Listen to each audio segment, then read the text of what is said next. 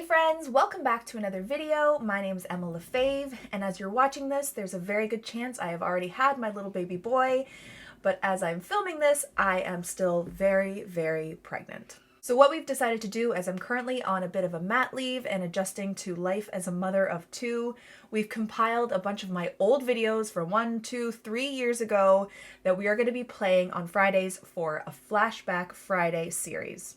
As my channel is starting to reach almost 500 videos and there being so many new subscribers every week, I'm sure there is a ton you have missed. So get ready for Fridays that are full of some of my favorite videos that hopefully you haven't even seen yet. So the one thing I do want you to keep in mind that if we are throwing back to videos from a year or 2 or 3 ago, there's a lot I have learned since then. I haven't been formally trained. A lot of this stuff I have discovered or taught myself, so I have learned a lot as an artist through the years, and my techniques have probably changed a lot. So if there's a video where my audio's not great, or maybe the camera work's not great, or maybe I leave my paintbrush in water for a little bit longer than I should, just keep in mind I've learned a lot since then. But it's also a lot of fun to kind of look back and see how far I've come as a content creator and as well as an artist. While I'm on mat leave and doing probably a lot of night feedings, I will be trying to check my comments as often as possible, so make sure you shoot me a message or a comment on my videos so we can chat while I'm up on those extremely late, sleepless nights. Overall, I really hope you enjoy these Flashback Fridays, so let's jump into our video.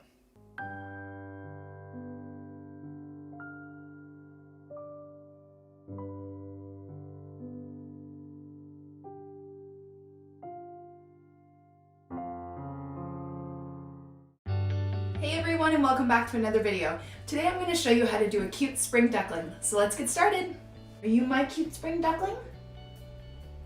Yeah.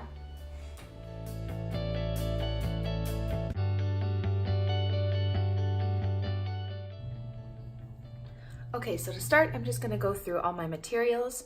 First, I have my Arches watercolor paper. I have my Winsor Newton COTMAN watercolors.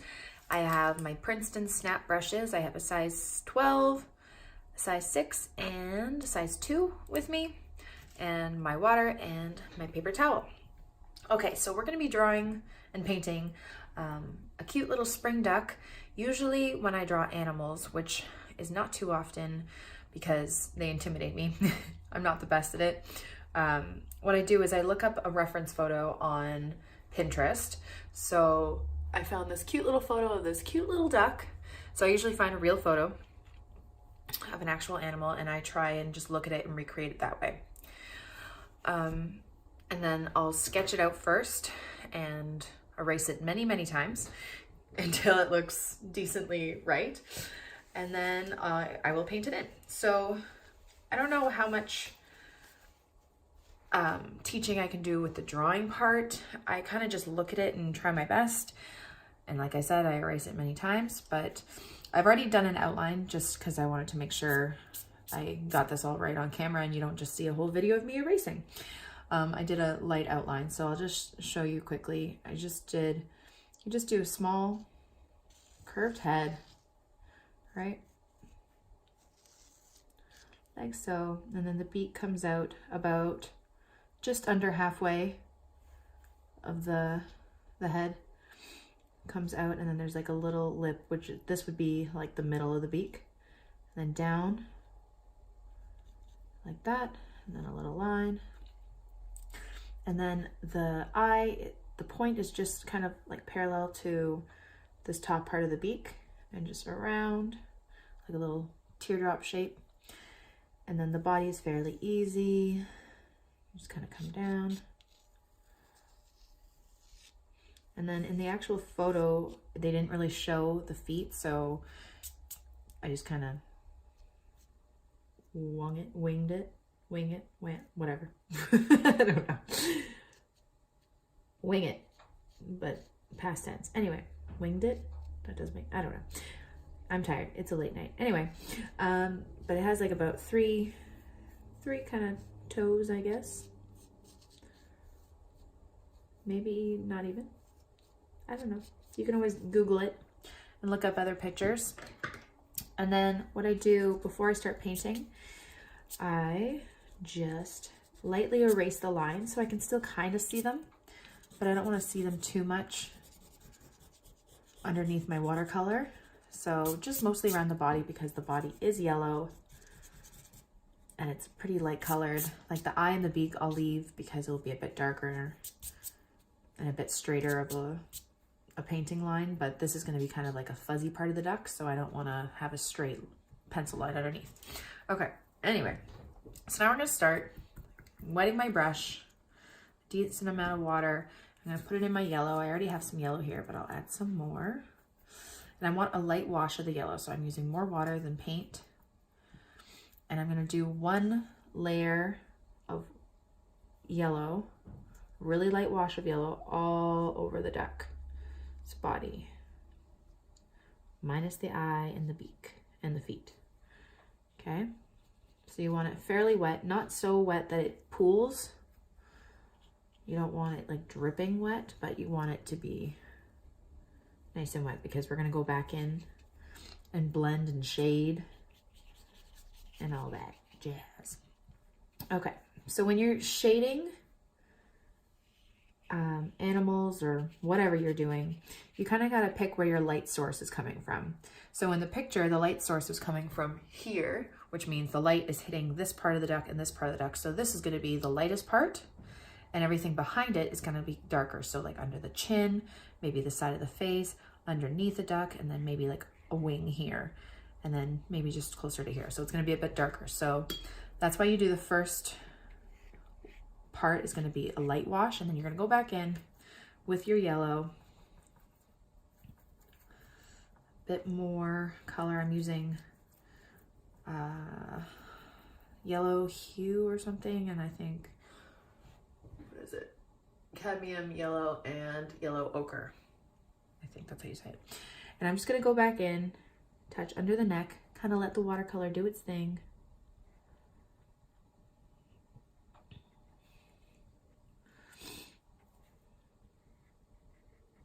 Underneath, just adding a bit more water, you know, kind of do a wing here,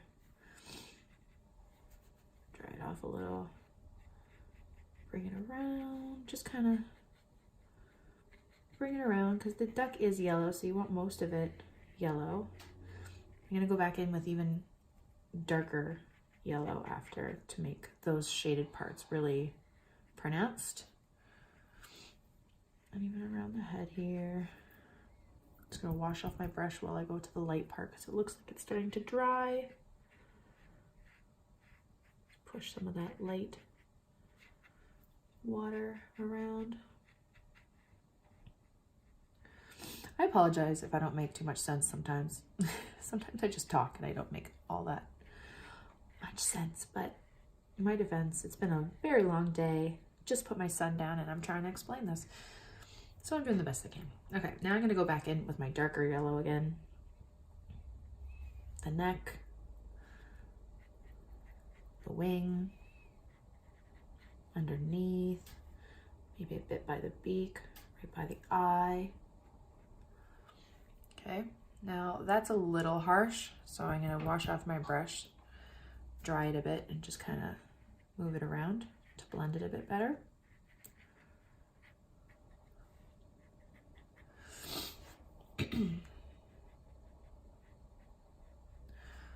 Okay, and now because this is all wet, what I'm actually going to do now is I'm going to take my number 6 brush, which is dry, and I'm just going to flick out the sides a bit to get that little fuzzy texture going.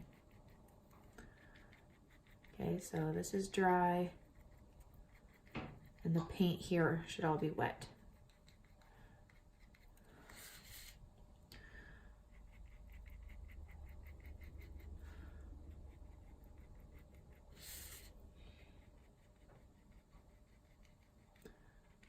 I'll probably go over again because it's starting to fade. I'm bringing some of the color out.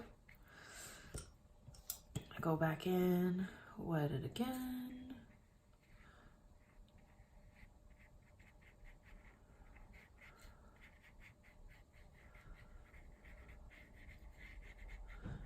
Just make sure it's still wet. So I can continue to add more shading.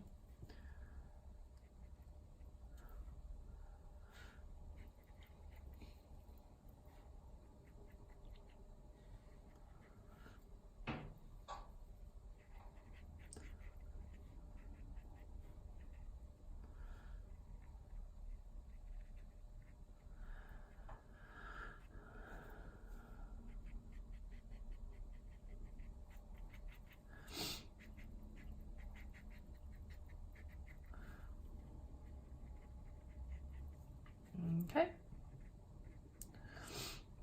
I always find that these paintings look a little funny at the beginning. Like, this doesn't look great right now, but once you add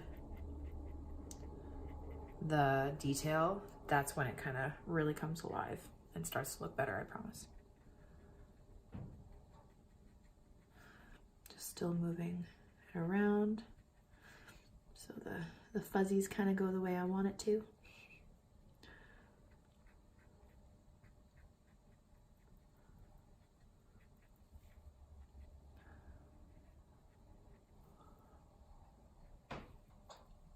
Okay, and I might even take a little bit of brown just to darken that little bit up underneath the neck here and underneath the wing, maybe close to the feet too.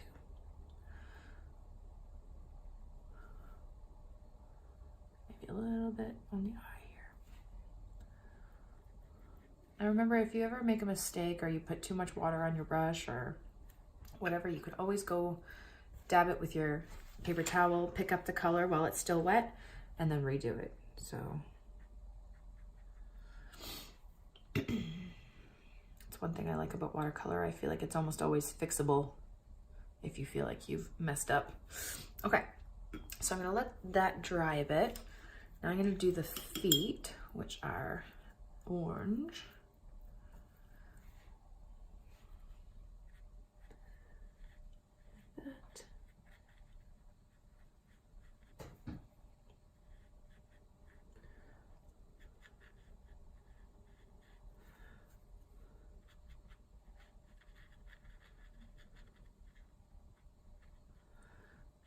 I'm gonna go back with some brown kind of shade around one side of each toe and one side of the leg that's furthest away from the light.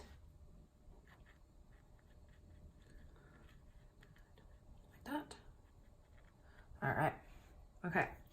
And now I'm going to, right now you would let it dry, but just because it's time sensitive for this video, I'm just going to use my heat tool to dry it so I can show you the next part. So I'm just going to heat it up and dry it up.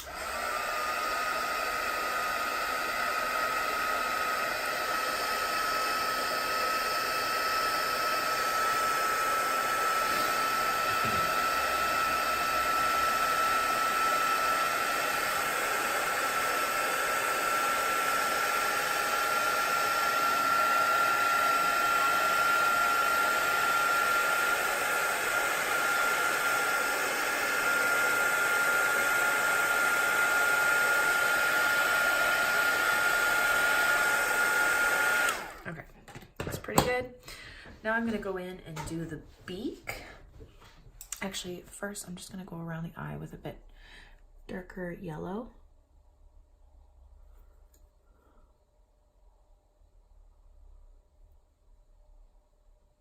Kind of like an outline.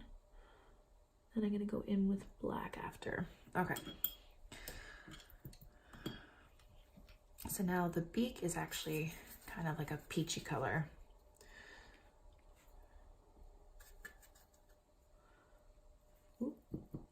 Now the peachy color I had before was a very bright pink, so I'm not going to use that one. I'm going to make a new peachy color. So I'm just going to take some of my pink, put it in this yellow. There we go. Won't be as vibrant. The peach here that I had mixed had opera rose, which is it's almost like a neon pink, so that peach was going to be a bit too bright for what I wanted. There we go. I'm just gonna go back in and make it a little darker. Around some parts, I might even take a bit of brown.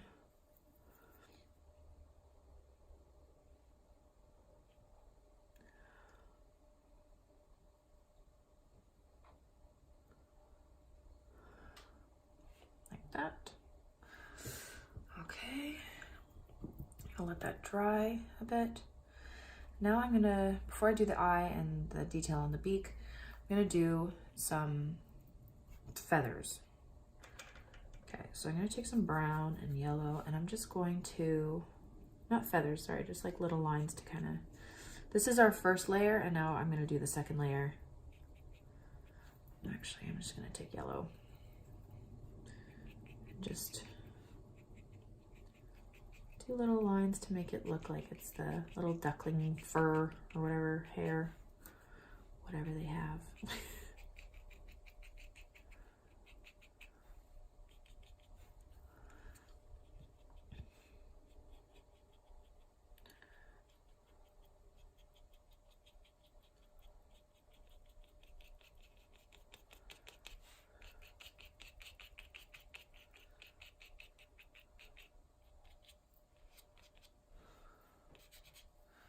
Okay, like that, and then I'm gonna go back in with the brown, just go where kind of the darker parts are again.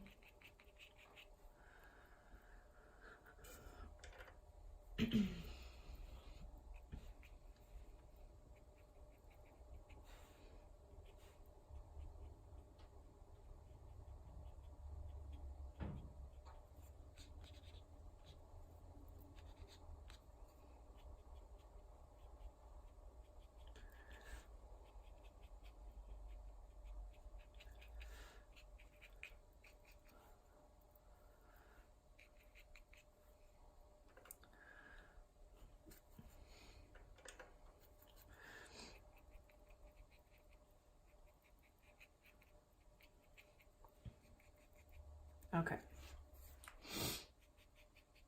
And now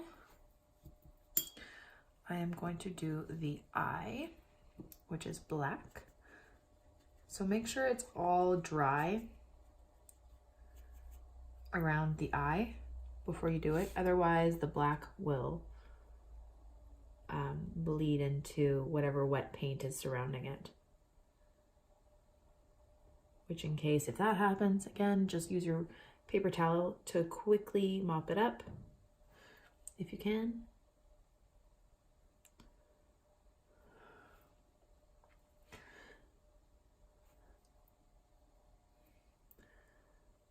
Like that.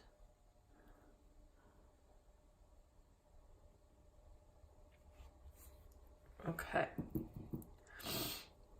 And now the next part I'm going to show you is, hold on, is the beak dry? No, the beak's dry. Hold on. I'm going to just do the detail on the beak. So I'm going to take that brownish peachy color.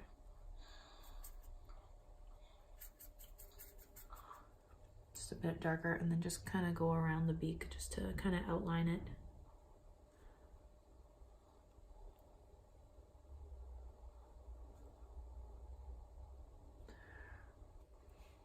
Like that. There. Now the eye will look a little bit better. We are going to add a little white piece so it looks a little bit kinder. Kind of looks a little scary right now. But before we do that, I'm just going to, I need that to dry first. I'm going to take some of this white paint that I have. This is Dr. P.H. Martin's Bleed Proof White Ink. It's my favorite white paint to use. But if you don't have this, you can use white gouache, white pen, whatever you have. And you're just gonna add a bit of white.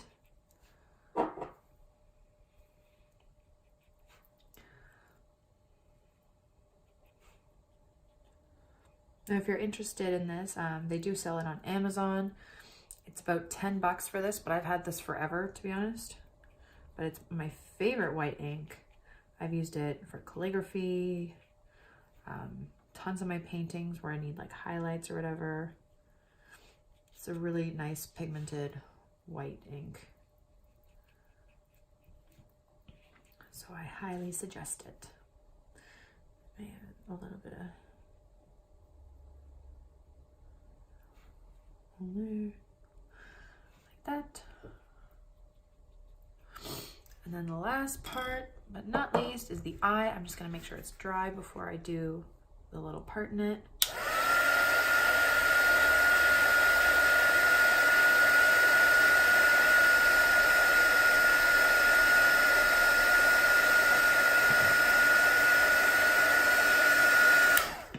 There we go, just make sure it's dry.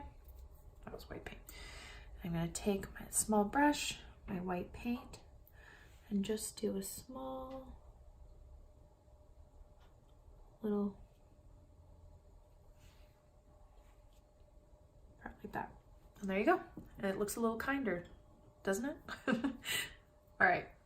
Actually, I might just add a little bit more white around the face too.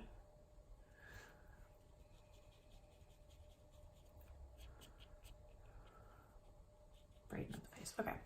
And that's it. And that is your cute little spring duckling tutorial. Thank you guys so much for watching. I really hope you enjoyed it and I hope you learned something. Don't forget to subscribe to this channel and follow me on Instagram for even more. Have a great day, guys. Bye.